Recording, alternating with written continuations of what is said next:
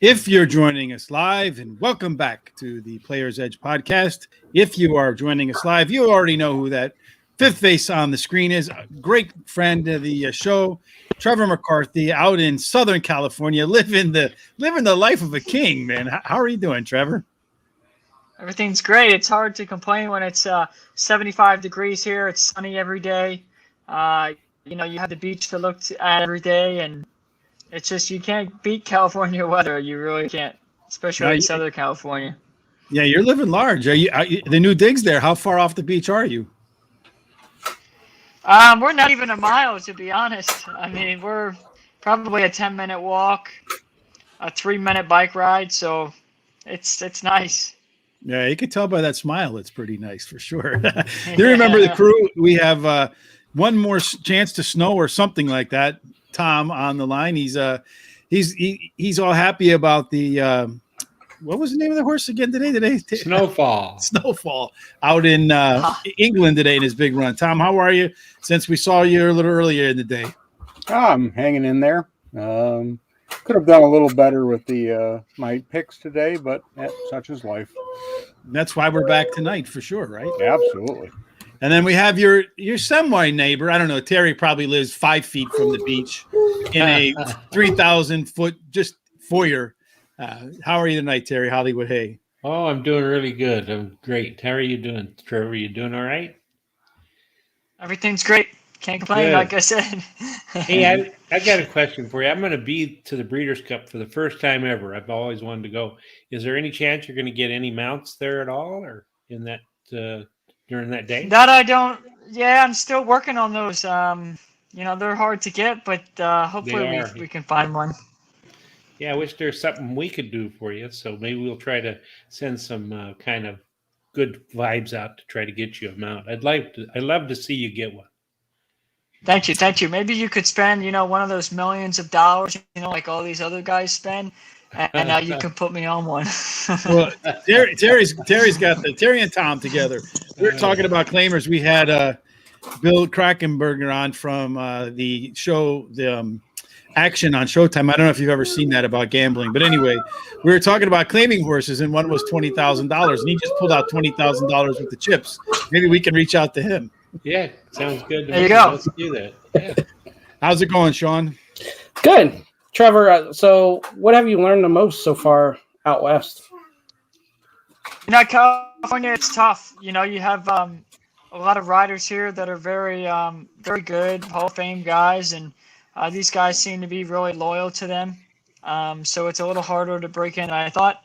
But speed is deadly. It's a really big thing out here. Speed, especially on the dirt. Seems like on the turf, going long, you can close.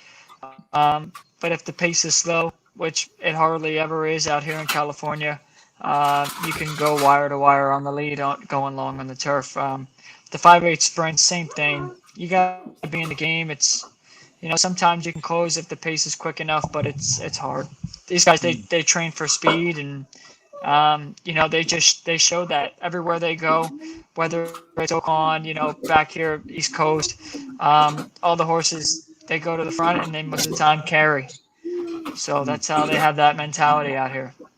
That's the biggest difference between riding out east and riding out west. Yeah, I mean, back on the East Coast, riding in New York, it was so much more laid back. The pace was a different scenario, and everybody kind of had, out of the gate, everybody kind of had, where they wanted to be and had their mindset, Now out here in California, these guys, they're really hustling, to make the lead all the time. And the paces are always seem to be really hot. And it's almost like, whoever's the fittest horse is going to win.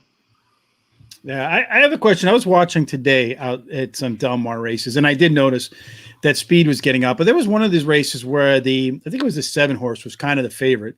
And he got off to a sluggish break, and it looked to me like the jockey on the outside was just kind of trying to box him in. Do you guys do that if you know there's a horse that's maybe better than yours? You got a good jump on him, and you kind of try to make it. Of course. Yeah, big time, man. I mean, sometimes, you get excited. You're like, oh, man, thank God I got this guy right where I want him, especially when you got him buried down in the pocket, you're sitting on a second choice. You're sitting on horse, and he's sitting on a ton of horse, and you just gotta wait. And for me, I like, if I have a guy that's in the pocket or I have a guy bottled up, I won't move until somebody forces me to move. Most of the time, because with a horse like that you have buried at 3-5 or 4-5 or even money, you got to sit there and play defense. For sure. And then I have one last question for you. Sometimes I was wondering about it's kind of related. So when you guys are going in the gate and there's one horse that just doesn't want to go in, and you're sitting in there for 30 seconds, 40 seconds, sometimes a minute and a half, to what degree does that impact your horse's sharpness coming out of the gate? Does it ever, or is that really on you guys? How does that work? That's a benefit, and sometimes it can be a big loss because you have horses that are standing in there way too long and they don't always get off good. And then, if you do have a horse that's got decent speed, then you're hoping, okay, those guys, they've been waiting forever and I'm one of the last ones to load. And now I have maybe a bit of a benefit to where I can get off a little bit better than they will. And, I can kind of, either make the lead or get in a nice stalking spot, put my horse in almost a winning position. So that, to me, when horses jam up the race or jam up the loading, aspect of it, I'm always like, okay, good. My horse, let me get him on his, I'll tell the gate guy, hey, give him another turn, keep him tiptoeing, because I want to make sure my horse is sharp, my horse is feeling good, he's ready. And this way, those horses that have been kind of sitting on the inside or sitting in the gate for a little bit longer than I have, especially if there's a big, long delay, if they have a horse that flips over, a horse is acting up, or even if the speed of the race is acting up, that's even a huge advantage there as well. So it's got its pros and its cons. All right. Sounds good. Yeah, I figured that would be the case, but I always wondered about that because sometimes you see a horse all rambunctious, doesn't want to go in, and then the gate opens and it's boom, and other times it doesn't want to go. So I always wondered to what degree that long wait or the acting up really makes a difference in the race. Right. Were you guys ready to make some picks? Anybody else got more questions? I got another question. I've talked to another jockey that told me that the same starter that he would get a bad start all the time and he wouldn't win. Do you have any of those that you cringe if you're going to get a certain starter? Oh, man, I don't want to get into it because we're on the show. Yes. Yeah. But sometimes I want to pull my hair out, and sometimes I just want to tell these guys I'm better off without you.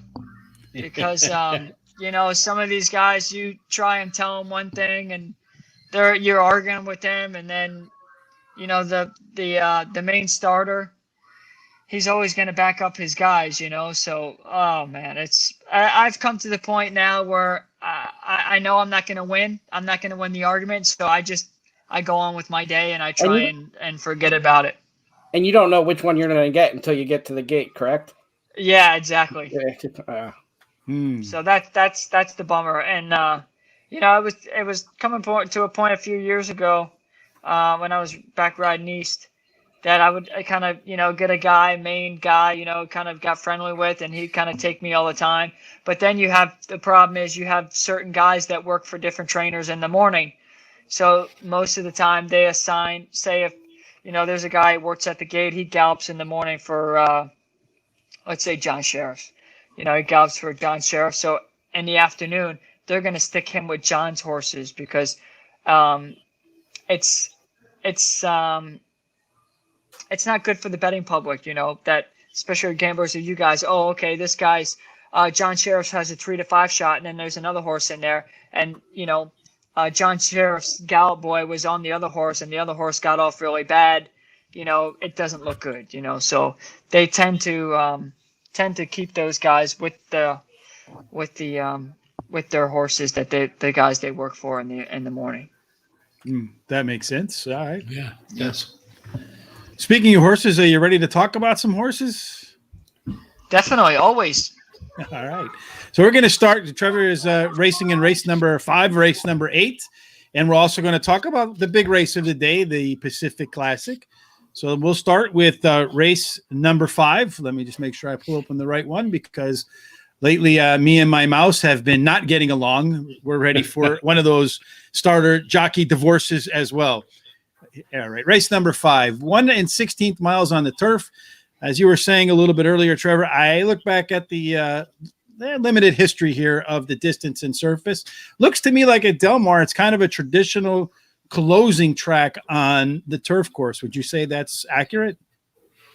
Yeah, I would say it favors a little bit more closers than speed horses.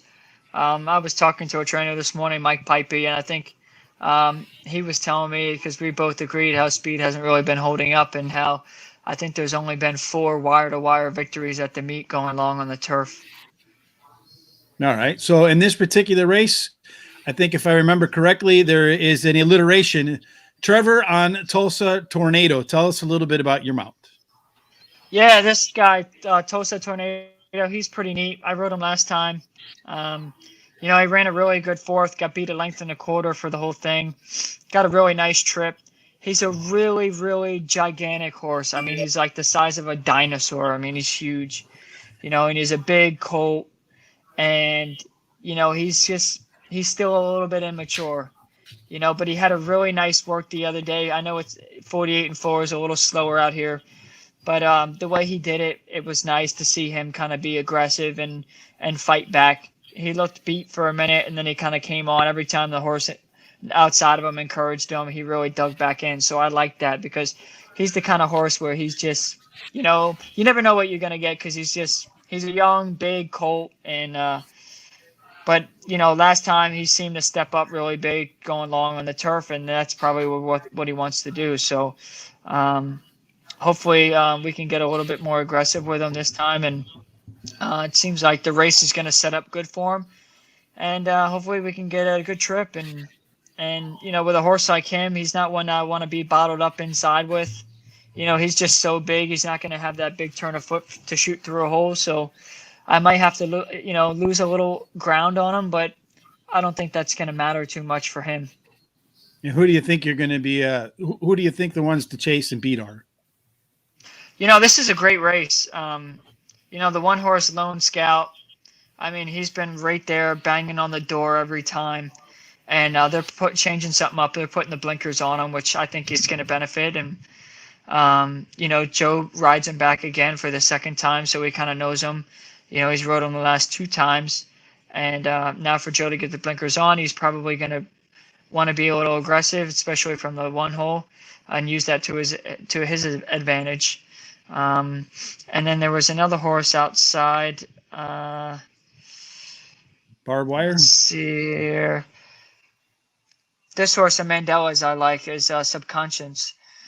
Here's a horse. He's got great tactical speed, but like I said earlier, speed hasn't been holding up. But, he's had some really fast fractions. He's a first-time gelding, and, I think the sharpest trainer out here in California is Mandela. Then we have Barbed Wire on the outside. He looks like he's going to have good tactical speed and be in a great position. So it's a great race, There's going to be plenty of horses that are going to be fighting for position early. And I rode this horse, a favorable for Mark Glatt last time. He ran a really good race going 6.5 on the dirt. He ran his best race of his life last time. And now he's stretching out going long on the turf. And I think that might suit him a little bit. He's, last time he was kind of climbing with me. Didn't really seem to push off good on the dirt. And he's a horse that he's been has so many great works, and they've had a high expectation on. I mean, look how much money they paid for him. And, he's out of Flatter, who's out of APND. So the breeding is all up and down there. So I really wouldn't be surprised if he ran a huge race as well. Every time I hear Richard Mandela and I hear Mandela, I can't help but think about the movie Rush Hour with Chris Tucker when he said Mandela. Did you ever see that? Oh, yeah. Yeah, I have seen that. Yeah, that's funny you say that, because I've never even thought about that. I can't help but think about it every single time. Makes me laugh every single time. Anyway, Terry usually is the one that agrees with the guest the most. So, Terry, we'll give you the first shot at who you like in this race. Well, I like the number 7 Affable. Has the highest last speed rating on the field. And he ran a nice second in his last race after a 6-month layoff. He's trying turf for the first time, as Trevor said. And I think the extra distance is going to help. He has a hot trainer jockey combo who in the last 14 days have won 2 out of 8 races. And then I like the number 11 Barbed Wire. Ran a good race his first start at Del Mar, finishing second with jockey Flavely and Pratt. Has been doing well in the last 7 days. He's won 5 out of 18. And then number 2, Hollywood Hellraiser. You got to go with Hollywood, right? That's right. It's in the Terry Hollywood, hey, yeah. So has the fastest turf speed among today's starters, and the additional distance will help in his run to the finish. And then I like number 3, Tulsa Tornado. I really like the last race he ran. He ran 4th and only beaten a length and a quarter. And I think the extra distance is going to be really important for him to do well. How about you, Mr. Tom? Any 22-1 shots for you today, or you're going to be chalky not like to you were this start morning? out with, but I do have a couple that haven't been mentioned. But let's start with my top choice, which is number 11, Barbed Wire. Showed speed in the first 2 races, and I like the turf run. Nice second. I think the horse wants more distance, but I also think in the last race that they moved him too early because he got caught at the end, and he just was a little short in that race. He may have just needed one over the turf to see what and where type of thing. The trainer is really the key here, and his second attempts on grass with this trainer, 43% winners with a positive ROI. That's nothing to not think about. And, the sire has sired a lot of turf winners. So it wouldn't be a huge surprise to see this one win. Now we get to go off the little beaten path here. Here come the shots. Yep. Number 8, Shotgun Express. Ran a stinker for his first race last year. I think he needed to mature. Looked that way. His works are okay. First time Lasix. The big thing here is his breeding screams turf. No Say Never has produced some really nice runners in Europe, and is a young sire. We'll see what he can produce going forward, but right now they're winning group races, and that's what you want to see. On the dam side, the dam never raced. This is the first fold, but she's by Galileo, and Galileo, if you go look at the stats on Galileo, it would blow your mind with the number of turf winners there. So this horse on both sides looks like it's just all turf, and if it can do anything in here, I think it's got a good chance. Just that, toss the first race. Number 4, Reserve, is my next choice. 4 runs, 2 at Churchill and 2 at Oaklawn, and only 1 turf try. Good race last time out. Showed some speed, and then did win because it's still a maiden. The comment I saw that I thought came out to me was that it was a little too keen in its last race. Okay, well, maybe it needs to settle down a little and get a little better trip. Now back on my breeding side of this one, the dam was a turf winner. She's produced 2 turf winners from her 5 starters, and 1 is a stakes winner. So the backside of this horse, there is something there to think that can run really well on the turf. And I have to throw number 13. Yeah, I have to throw number 13 in there. Oncoming, if he draws into this race, mild rally in his first start, finished 3rd. Added Lasix. Dam has 2 winners that are on the turf. It's laid off since October, but that's okay. That doesn't bother me. And I think you're going to get a price on this one if it draws in. All right. Shawn, do you got any prices, or are you going to go chalky? Chalky a little bit here. I'm going number 11, Barbed Wire. I had a nice second place finish turf debut last time out. Only a second career race. Looks like he might have 2 dueling leaders, number 4 Reserve and number 9 Subconscious. And then I think he's going to sit in the catbird seat and attack from there. And you get the best rider in Flavien Prat, and he's also an exceptional turf rider. Then I went number 6 Prince Abama, first-time gelding, also getting first-time Lasix, making his U.S. debut. The connections with this horse is good with U.S. first-time starters in maiden races. I saw 6 for 12 since last year. Number 3, Trevor's horse here, I'm going to use for 3rd. The only issue with winning is this horse seems to hang on, but it doesn't seem to have a late kick. So I think he's good for exotics, but I couldn't put him on top. I get it. For me, I have kind of two horses I like a little bit on the top. I agree with Terry about Affable. That's the horse you kind of want to follow around, I think, Trevor. You follow him to the finish line and I'll kick him at the end. But the last race, Speed Figure was greater than par, the only horse in the field that can make that claim, and was also a horse that should improve his second start off a layoff. That's one of the things I like to see. A little bit more name association for me with barbed wire. You can't help but see barbed wire and think of Pamela Anderson, right? That's just dating us. Only the old guys will know that.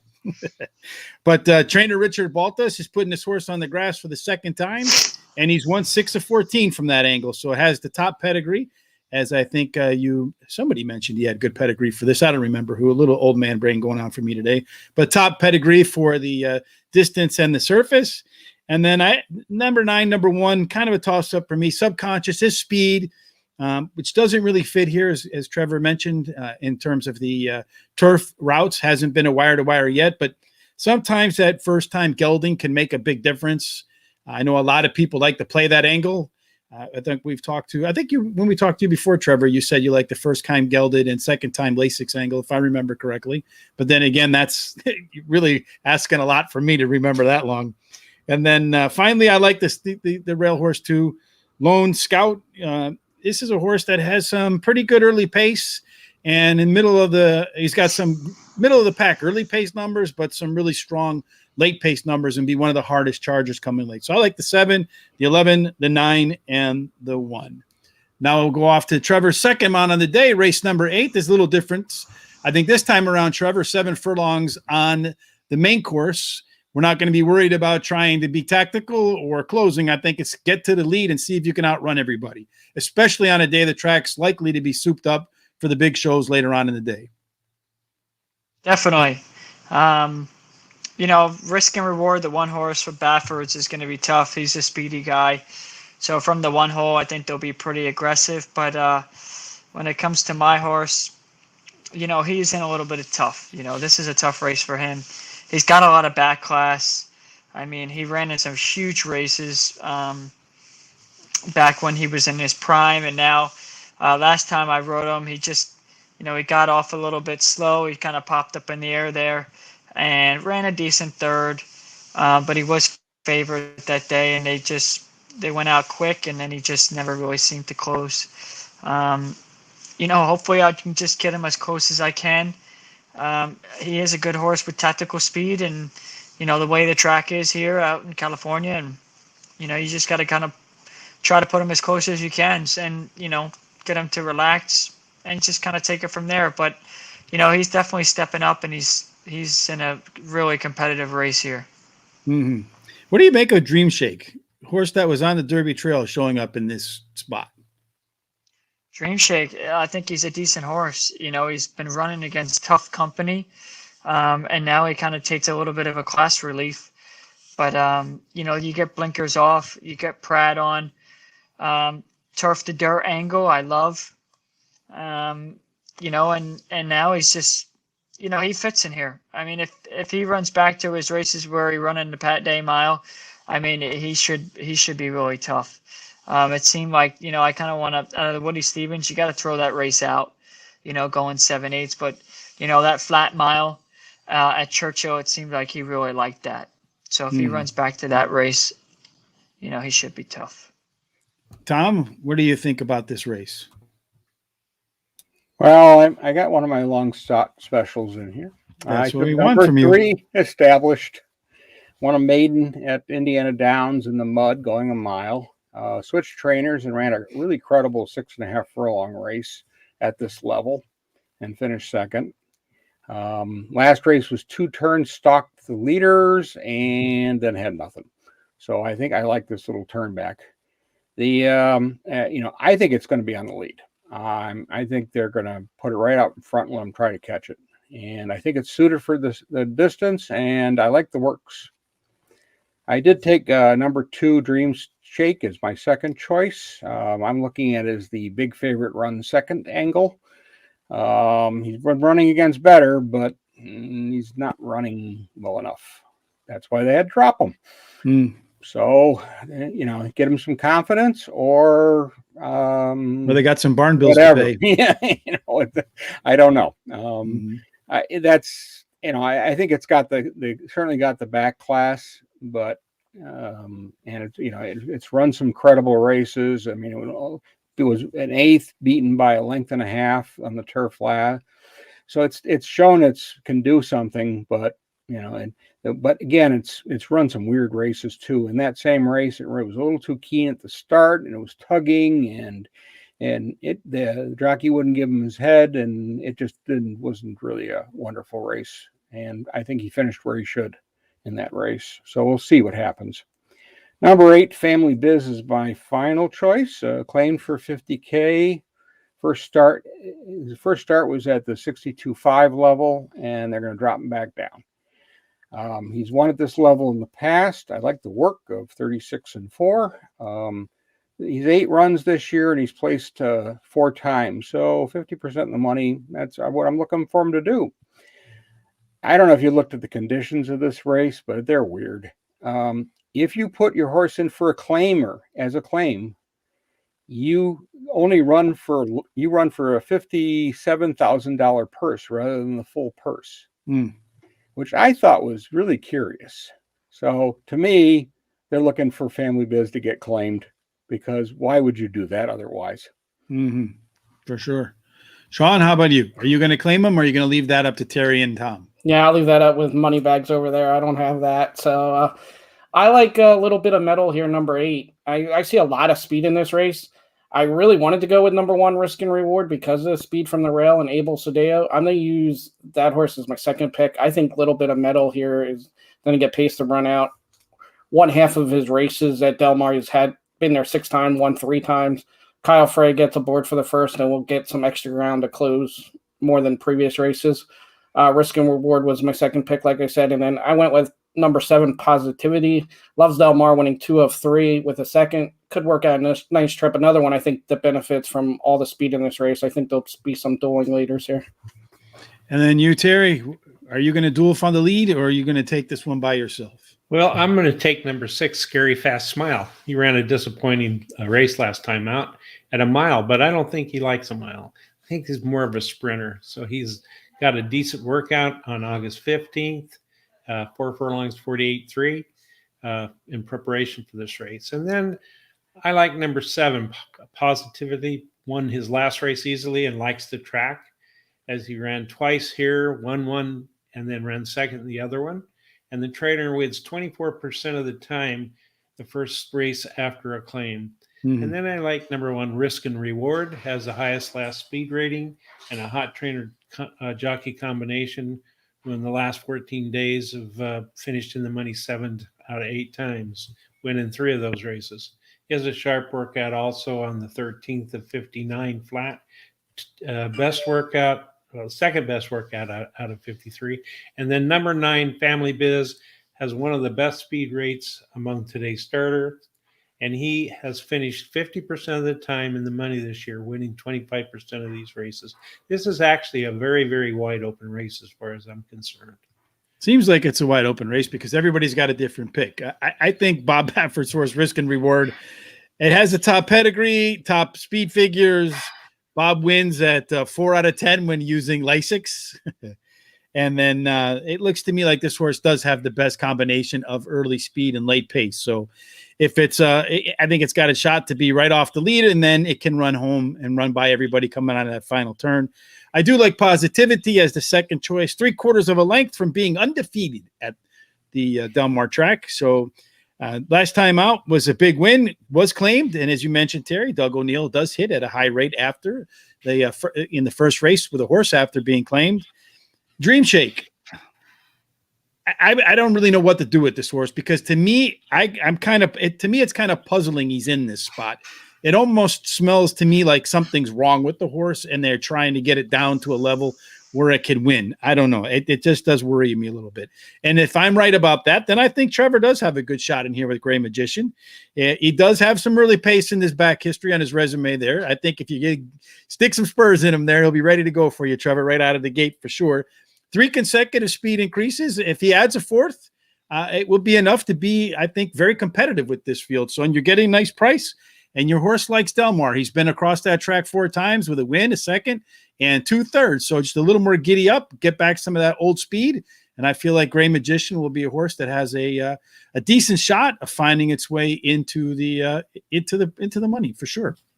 Yeah, he's always been a really sentimental good horse for me. I've always liked that horse, and I've bet on that horse several times. So I'm hoping that he does really well, even though I didn't put him in my picks. I'm hoping he does well because I want to cast some good luck off to Trevor so he can he'll come back to the show eagerly every week because he'll want to be in the winner's circle more often. So now the last race will be lucky for me. yeah, well, we're hoping we can keep that going. We didn't do that for David Cabrera. We ruined his Saturday. No, unfortunately. Seems like a really nice guy too, always smiling, very happy. And when we told him, hey, we have people on, they do really well. He was already, thinking about buying a new car by the time he got off the show. Yeah, well, just remember how good Jorge Ortiz did after we had him on the show. Now you had a real nice day. So that's all right. So let's talk about one of the bigger races of the day. It is the biggest race of the day. Well, one of the 2 bigger races. Biggest purse, $1 million for the TVG Pacific Classic.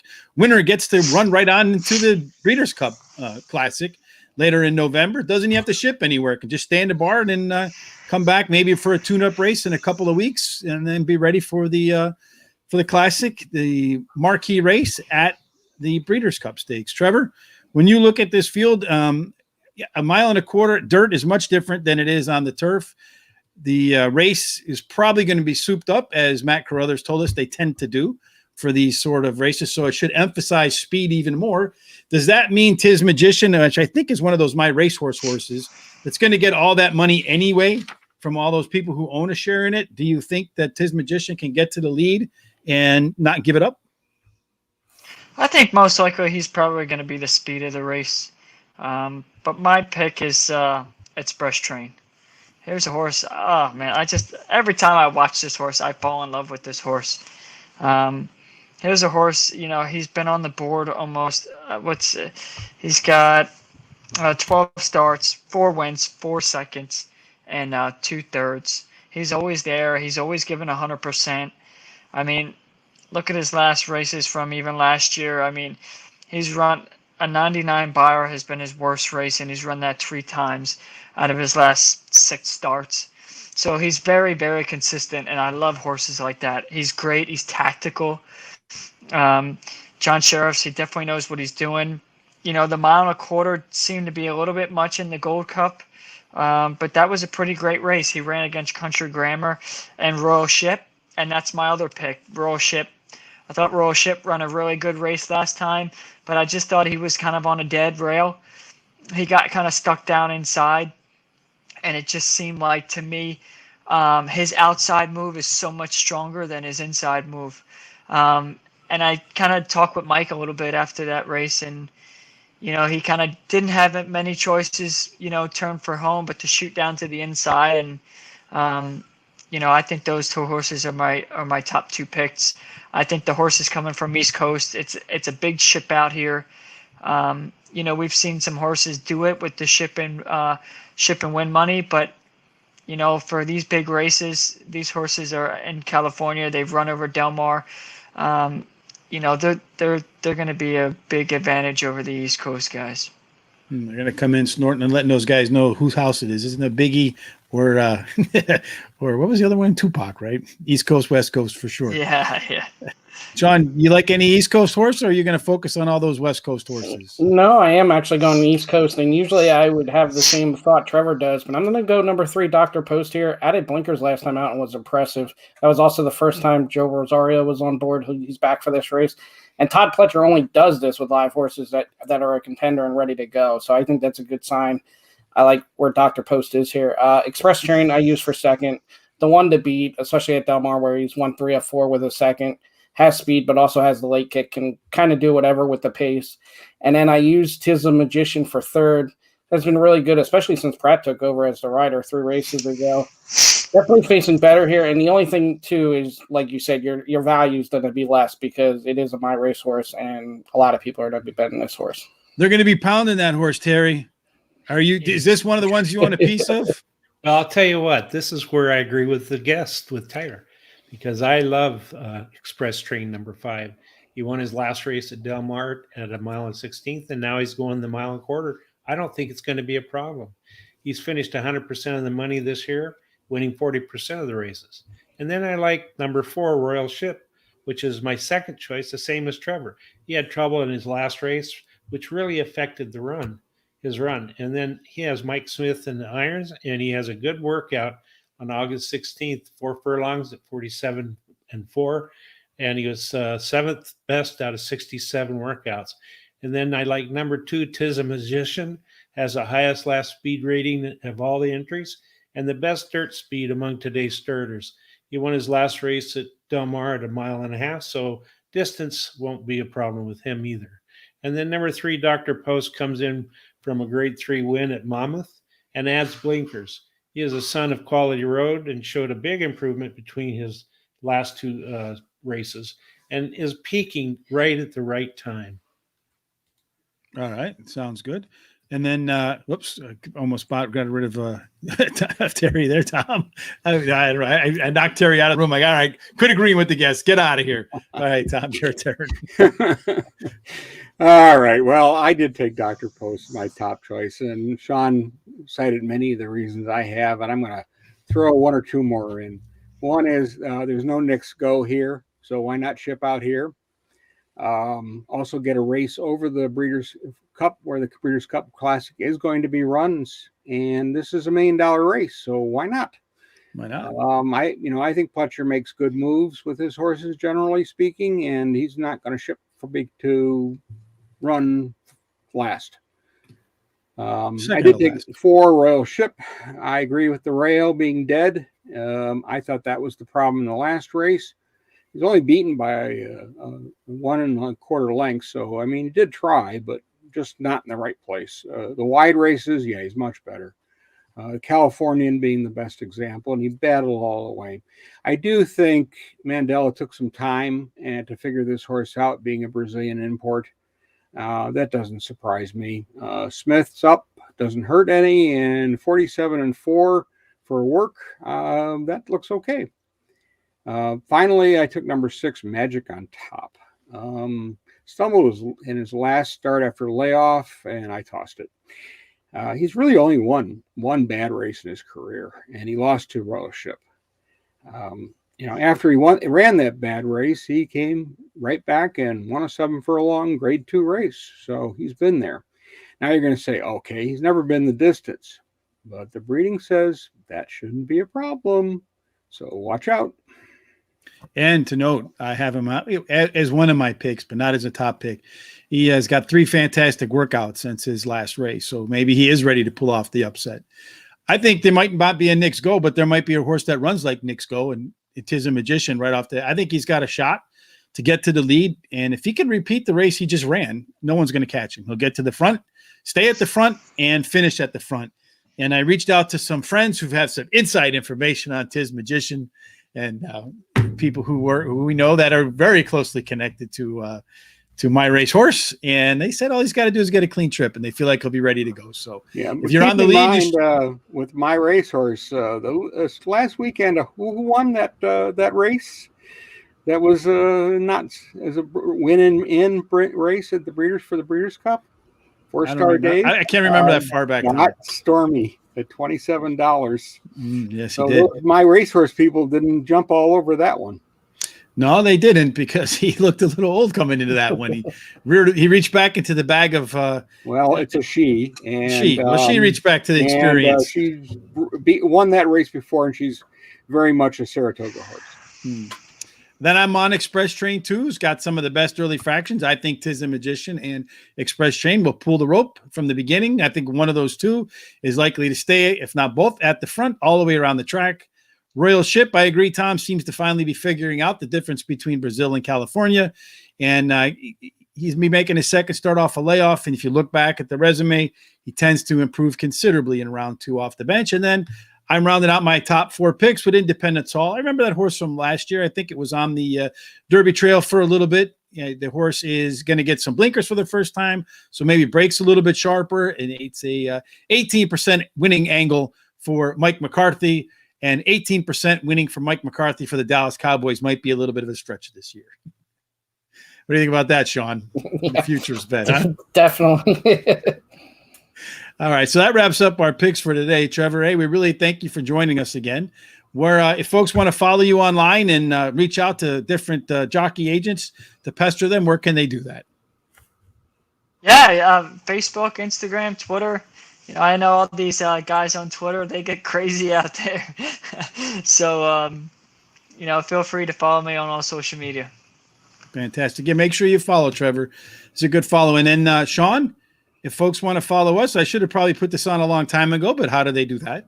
Facebook and Twitter, Horse Racing Radar. And then before we go to Trevor, are you counting down the days for the baby? Oh, yeah, man. Count down the days. It's coming quick. No, it's coming quick. Yeah. Yep. So we and got Shawn will tell you once they get here. 4 months to go. 4 months. It's going to go fast, yeah. Yeah. Mine are 22 and 19. I remember just like yesterday, them coming out. So, and then Shawn's going through it right now. Yeah, they call it terrible Shawn, twos. It's not terrible twos. It's definitely terrible threes. Yeah, well, mine's. Yeah, you're expecting one, or you just had one? No. He'll be 4 in December. Oh, okay. He's at that age where he's getting loose now. Yeah. Yeah, actually, you know what? Now he's watching too many horses, and I'm the horse. So I was just gonna say he's at that age where he should start betting by now, right? Couple more years. Hey, based upon the way Shawn's been picking, he might as well take over. Yeah, you're all kids. My kids are 56, 55, and 49 and 45. So Damn, I could be your kid, Terry. That's could scary. Be, yeah. All right, enough with the kids jokes, I guess, right? So then we'll be back tomorrow, Tom and I, to talk about some races. Hopefully I put it on YouTube this time around, not like I did this morning. I got to press the right buttons again. Me and my mouse, we're headed for divorce. And Terry had all those winners the day before, so we want to make sure we're on the right channel. For 100%. Terry's probably gonna have all the winners tomorrow too. What races are we covering tomorrow, Tom? We are going to cover the Stenwall Stakes. It's a Group 3 race for 3-year-olds. They're going to go a mile. And then we're going to look at the City of York Stakes, which is a 7-furlong race for Group 2 types. And that's a mixed bag. Because then it's an open race, so both mares, fillies, and mares and colts are going to be in that race. And then we're going to look at the Ebauer handicap, which is, it's a handicap, but it's for $500,000. It has some restrictions in it, so way you can get into this race. And we have a 22 horse field. I love handicapping. Not so bad to keep you busy and try to figure that one out. And then finally, the season for Group 1s are starting down in Australia. And the first Group 1 of the year is the Winx Stakes, which will feature a horse by the name of Very Elegant, who's a New Zealand bred who they were at one point considering for the Arc, but I think they've backed off on that one. But she is a very nice horse. Fantastic. And then tomorrow, make sure you head over to Horse Racing Radar. I will be managing a contest for the Monmouth No Whip Challenge. $50 for the winner. So go on over there, just register. There's no cost to enter. Winner gets 50 deposited. You'll be able to play that on Saturday when we have a whip too. Yeah, we send the whip and the whipper. Anyway, we're going to go off to the Pacific Challenge at Del Mar the next day. That's going to be a fun day. You can spend Saturday night with me. We'll be doing it live, handicapping between each races. I'll come on 10 minutes to post, break down the surface and distance biases, post position bias, the setup for the early pace, who's going to be charging the latest, and hopefully make a few winning picks. And then Sunday, you can do the Queen's Plate at Woodbine. That should be one Shawn should be managing. That's another $50 and an opportunity to make some free money, fatten up your bankroll, of course. As always, folks, once again, Trevor, we do appreciate you coming on the show. Always love having you on. I think anytime. Thank you, guys. You're like the grandpa of the show now. You've been with us from the beginning, right? Yeah. For sure. All right. Good luck. certainly, if we don't talk to you again, absolute best of wishes and best of health to Katie and the baby. I'm sure that's going to be a lot of fun and something you look forward to. I can tell you as a dad, once you become a dad, things change. You're going to be more motivated than you've ever been in your life to get stuff done. I can assure you of that. It's absolutely guaranteed. Or you'll be running for cover. That too. Yeah. Well, you'll be running to hide your wallet once they hit about 15, 16. I can guarantee you that. In any case, folks, Yeah, until we Magic meet Dad again. is always open. Yeah, it never ends. Until we meet again, as always, we wish you nothing but good luck at the track. And may we catch up with you and find you in the winner's circle. Thank you, guys. Have a great night. You too, Trevor. Thanks, Trevor.